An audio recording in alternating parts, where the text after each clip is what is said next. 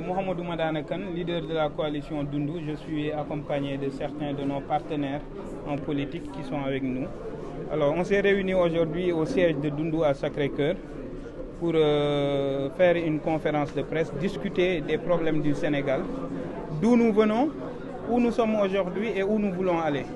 Nous avons tous accompagné la rupture, cette volonté de rupture qui a été celle des Sénégalais de passer à autre chose, d'opérer une rupture générationnelle, mais également d'opérer une rupture systémique. Nous avons tous accompagné cette volonté de rupture, puisque c'est ce dont le Sénégal a besoin, autant dans son modèle économique que dans son modèle de financement de l'économie.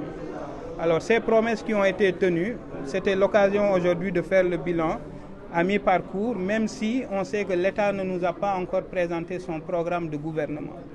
On ne connaît pas encore ses orientations, l'État, en matière économique, en matière de santé, d'éducation, de pouvoir d'achat et toutes ces questions-là. Mais il nous est apparu obligatoire de faire cette rencontre afin de tirer la sonnette d'alarme là où il faut tirer la sonnette d'alarme, critiquer là où il faut critiquer, approuver là où il faut approuver et dégager les perspectives pour que, in fine, tout ce que nous faisons puisse être dans l'intérêt exclusif des Sénégalais.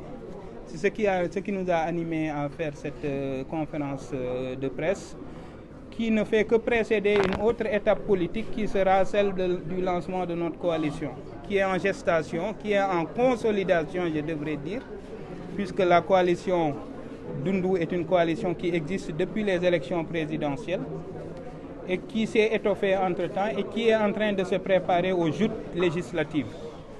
Ce travail-là, comme vous le savez, nécessite beaucoup de précision. C'est ce qui fait que nous sommes en train de finaliser avec les investitures, étant entendu que la coalition Dundu aujourd'hui est composée de personnalités remarquables qui ne sont pas nécessairement connues du public sénégalais. Et notre volonté aujourd'hui, c'est d'aller vers de nouveaux visages. Nous voulons offrir aux Sénégalais des alternatives qui parleront des vraies problématiques du Sénégal et non pas de la politique politicienne à laquelle nous avons été habitués jusqu'ici.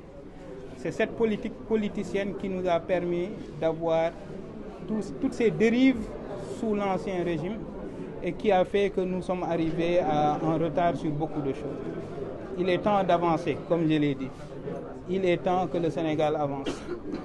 Ce Sénégal-là avancera si tous ensemble, nous décidons de faire cette révolution du courage et du sacrifice et de l'engagement pour aller vers l'essentiel, discuter des vraies problématiques du Sénégal, à telle enseigne que lorsque la presse recevra un acteur politique sur son plateau, qu'il puisse lui dire « dis-moi tes solutions en matière de pouvoir d'achat », plutôt que cette personne soit dans le sensationnel, qu'elle soit dans cette posture de critiquer pour faire du buzz.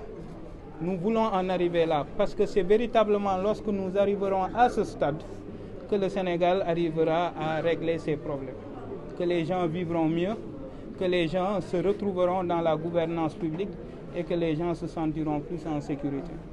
Donc voilà, pour résumer un peu, ce qui nous a amené ici. Les sujets qui ont été discutés sont assez nombreux. Nous avons formulé des solutions en matière de pouvoir d'achat, en matière d'emploi, en matière de consolidation de notre modèle économique, en matière de rationalisation des dépenses. Il y a pas mal de sujets qui ont été abordés parce que la marque de fabrique de Dundu et son ADN, c'est la générosité.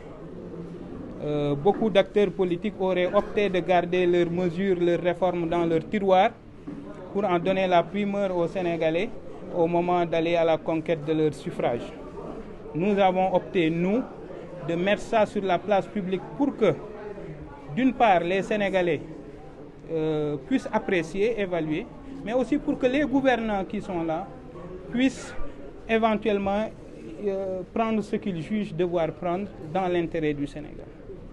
Voilà, grosso modo, le contenu de cette conférence de presse. En vous remerciant, toute la presse a été là, en les remerciant d'avoir été bienveillants à notre égard et disponibles. Merci.